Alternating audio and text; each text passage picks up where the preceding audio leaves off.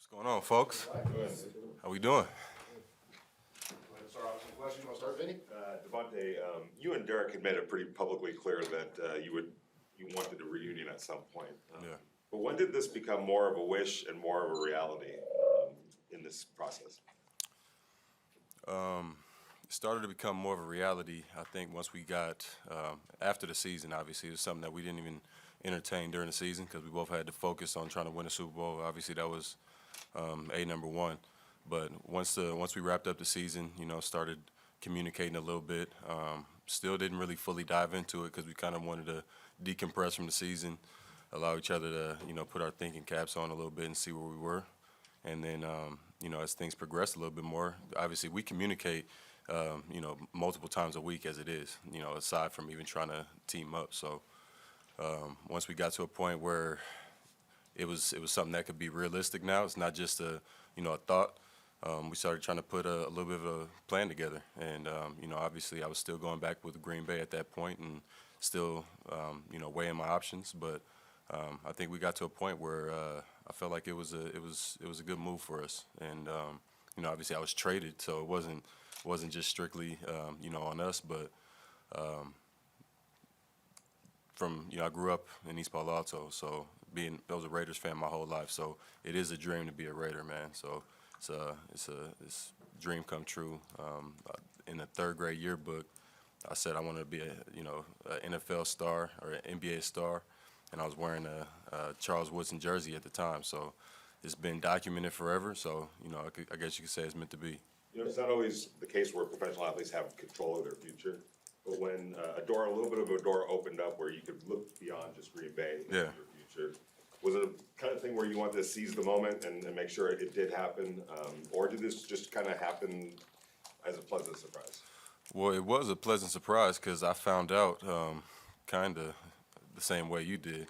I wish it would have been a little bit more of a official thing to where I could have at least let my family know and stuff like that. But it is what it is. It just kind of went with the punches. But it was really an idea up until it was done, because it's never easy to make that happen. You see it in the NBA all the time. Guys make it happen.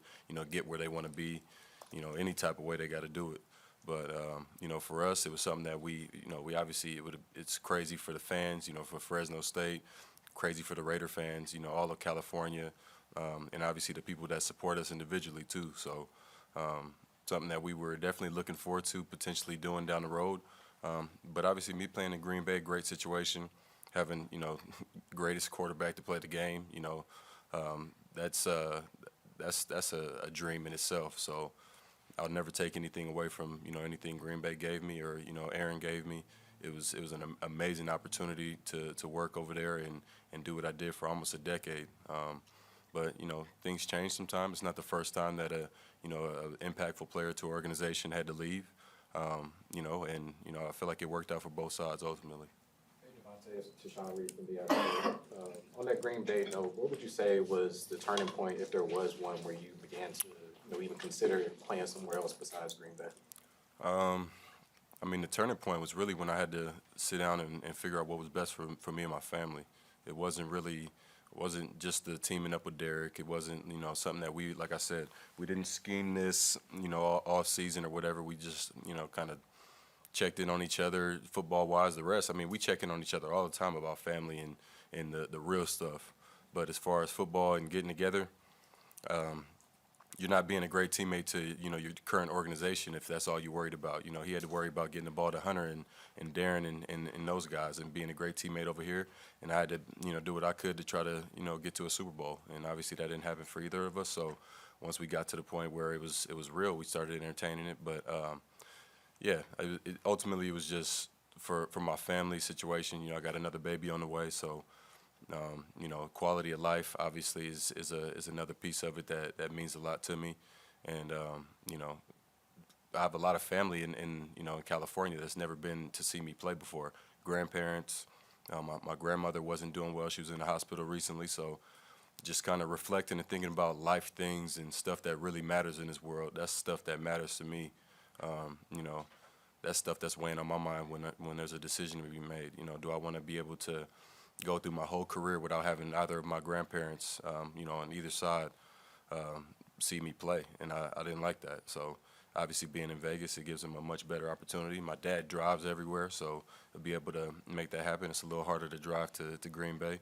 So yeah, man, it's a dream come true to be able to do this thing and ultimately get it done. So I'm happy with where we are. Davante, Hondo Carpenter, I'm curious, with growing up a Raider fan, Derek's your best friend, when you walked in that locker room for the first time, saw the jersey, standing there with Derek, can you take us in what emotions you were feeling, please? Well, Derek wasn't there when I walked in the locker room, nor was my jersey. So I didn't see either one. Yeah, I saw my jersey today, and I was happy to see that. But it was a lot of emotion. First of all, I walked in, and when I first walked in, I had to run back out because I didn't have my phone. You know, you got to record everything now, so I had to grab my phone and fake it and act like I was just walking up. My boy was recording me too, so walked up. Another piece that was bad that I wish that my wife was able to be here and my daughter as well. But she's pregnant right now, can't move around as much as what we would like. But it was crazy, man. Everything around here is like the iPhone 15. It's like it's just futuristic. The facility looked like a spaceship. I mean, it's just crazy. So seeing that, and then I got the chance to see the Raiderette locker room and seeing how that looked was like blew my mind too. So everything is just top tier. It's a whole nother level when you walk into this building. So blew my mind, and I'm still kind of processing it now, but it's starting to soak in a little bit more. Davante, Raiders.com, DC isn't the only person you're going to be with. It's also Edgar Bennett, who you guys were with Green Bay. Yeah. Kind of what did you take from him in Green Bay, and how excited are you to be working with him again? Well, EB was one of the first people that I saw when I walked in here when I came to sign a few days ago. And first thing I let him know, I said, man, you got to ease up on the test. That's the first thing I said to him, and he started dying laughing because EB was one of the guys that, I mean, he has a lot to do with who I am today, just from the mental aspect of approaching the game. Because, I mean, this man used to put together some of the most impossible wide receiver tests to pass ever. I mean, it was almost like he was being set up. It wasn't fun. But when I look back on it now, the way I look at the game, the way I can dissect the game, knowing coverages and things like that, EB had a lot to do with that. So it's a great feeling being able to get him back. He looks great too. Lost a lot of weight, and I was happy for him, man. He's a big piece of who I am. Davante, Sam Gordon, Las Vegas Review-Journal, coming over from the NFC North. What's it like to be a part of the AFC West now, a division that, as of this offseason, has a lot of juice? Oh yeah, this the best division in football right now, and I mean it'd be hard not to say that even if I was still in Green Bay right now. Honestly, it's loaded. It's not gonna be easy, but it's definitely something I'm looking forward to. I'm always looking for a challenge. So the Chargers added a few more pieces. Obviously we stacked over here, so it's exciting to see what's ahead, man. I'm looking forward to it. Have you given yourself a little bit of time to think about Darren Waller and Hunter Renfrow, Josh Jacobs, the kind of talent that you're going to be playing? Obviously, Derek Carr as well. Yeah.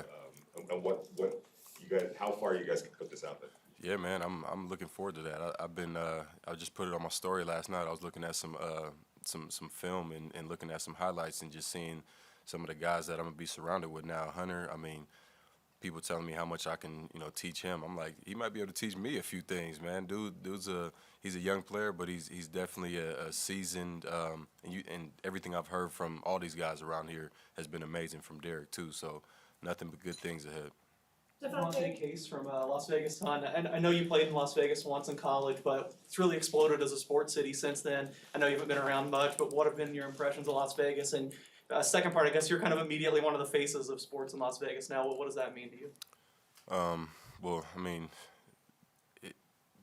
I don't know exactly what it means to me, but I mean, it's obviously it's an honor to be in a place like this where you're surrounded by a lot of good players just on this team, let alone, you got the Knights, I believe. It's a bunch of organizations out here now, so it's a lot more crowded sports-wise than what Green Bay was. I think we had just the Packers out there, but it's awesome, man. I'm looking forward to it. Just driving up and down, seeing just the difference in the city of Las Vegas versus Green Bay. It's like going from East Palo Alto then going to Green Bay. It's switching it up in that right. So a little bit of a culture shock in reverse, I guess, but looking forward to it.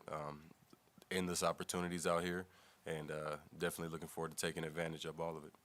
Devontae, from a football perspective, you and Darren Waller are two players that typically defenses try to double team games. Obviously, it's a little bit tougher to do that, when both of you are on the field together. Right. Obviously, you already been putting up numbers, but do you think that can kind of open up your game and make things easy for you and maybe having more one-on-one opportunities? Oh yeah, I'm sure it'll play both ways.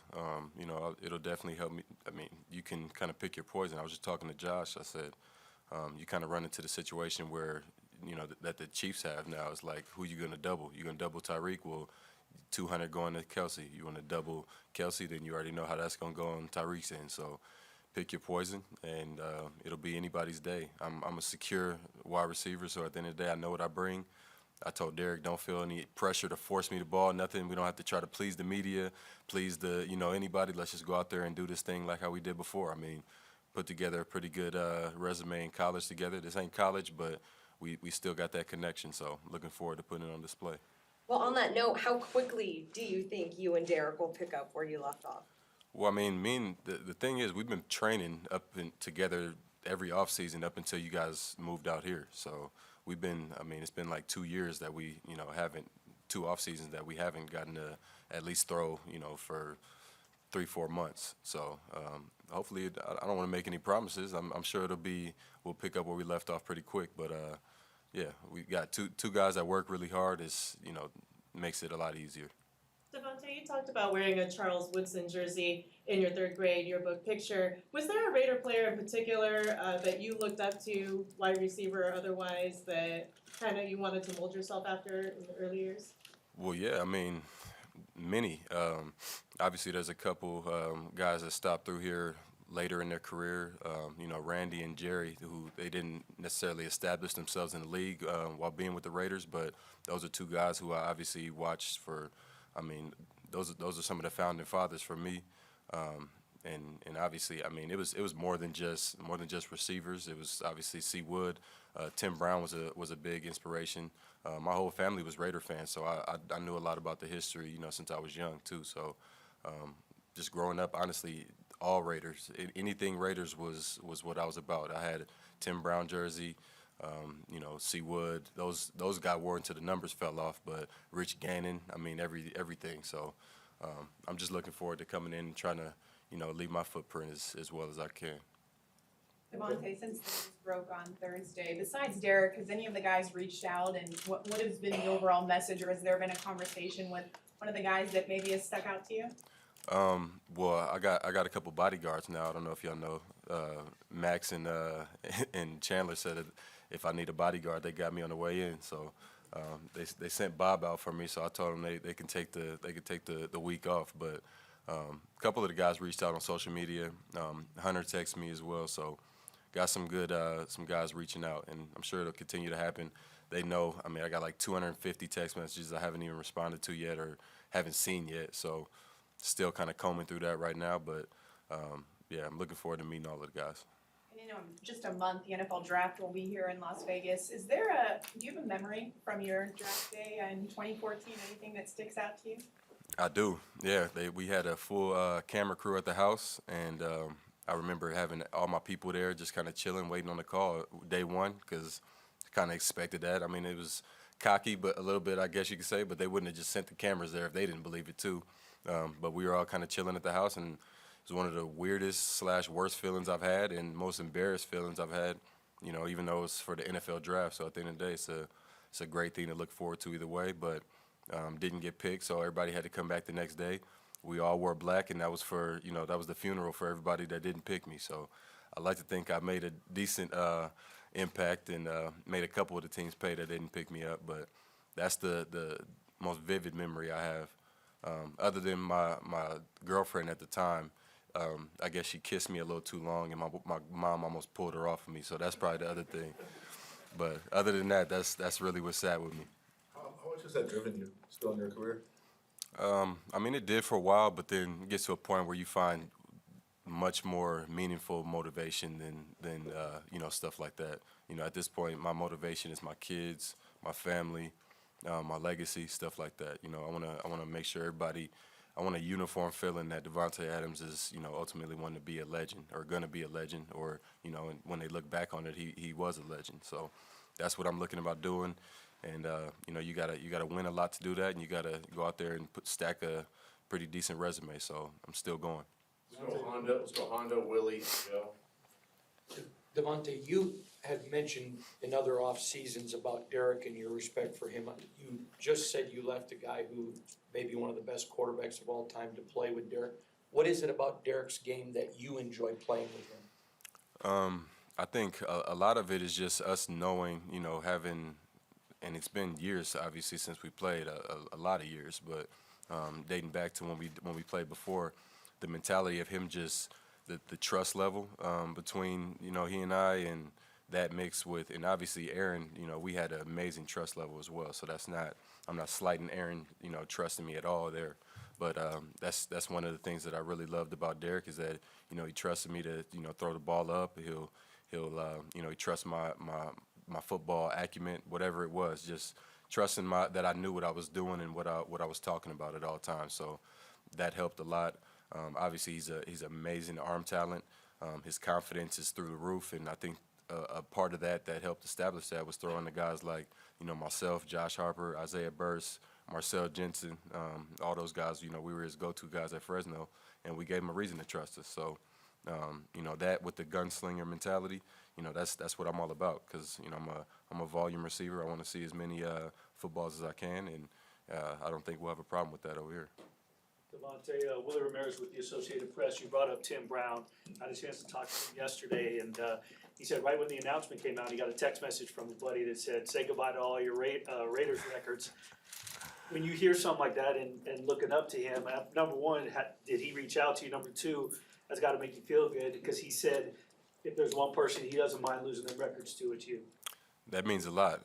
No, I haven't had the chance to speak to Tim yet, or Mr. Brown, I should say. But I would love to. So if at any point he wanted to, I don't know if he's going to see this, but would love to talk to him at some point. I can't promise that I'm going to leave those records alone, because I'm definitely looking for that. But the best thing, the thing that I attribute all my success to, is just living in the moment, and, you know, playing each game is really corny and really basic. But when, you know, in college I did well. I got to the league I didn't even think about the league. I just went and played, had fun, took every game, you know, one by one, and just thought about stacking it. It was a one-game season every time. They talk about how long the season is. Season ain't that long. I don't believe that. I think the season's pretty short, honestly. 17 opportunities for all the work you put in all year. It's not that long of a season. So for me, I attack it.